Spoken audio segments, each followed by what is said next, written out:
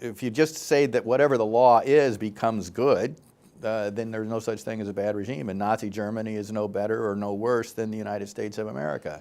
And we all know intuitively that's not correct.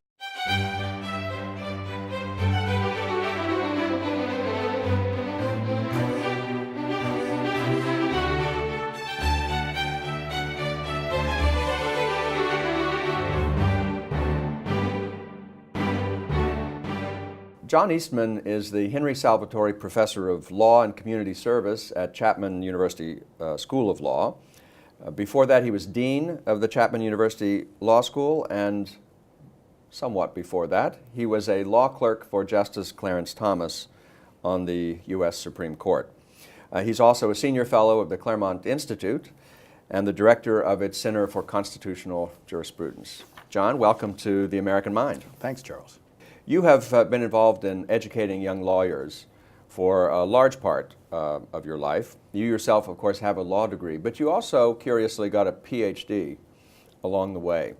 Do you just like to collect degrees, or was there some reason why you insisted on two? Well, I remember a set of coffee mugs my mother gave me at one point. It says, you have a BA and an MA and a PhD, now all you need is a JOB, hence the law degree. The PhD came first. And in my senior year in college, I was taking a class on Jefferson's thought and came across a letter he wrote to his nephew. His nephew thinking about a career in the law. And Jefferson advised him before he studied the law, he needed to study Montesquieu and Locke and Hume. And, in other words, study political philosophy first, because the law is a tool toward an end, and you have to know something about the end that you seek in order to effectively use the tool of the law. So you think that the PhD made you or makes you a better lawyer or a better law professor? It makes me both a better lawyer and a better law professor, because you understand the foundations of justice that you're seeking to implement through the law. And does that point to a gap or a lacuna in the average young person's legal education today who's not getting a PhD? Not just the average, but almost universally.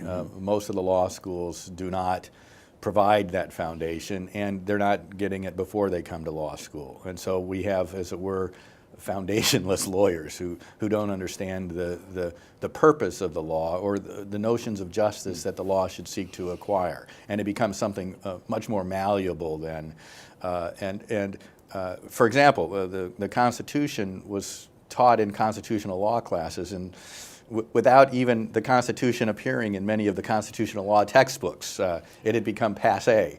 My own textbook, we have the Constitution in it, but we also have the Declaration of Independence in it. Do you have the Articles of Confederation? We don't have the Articles, although we do have lots of discussion about the Articles, and we have Aristotle and Cicero, and the Five Knights case. We really lay the foundation.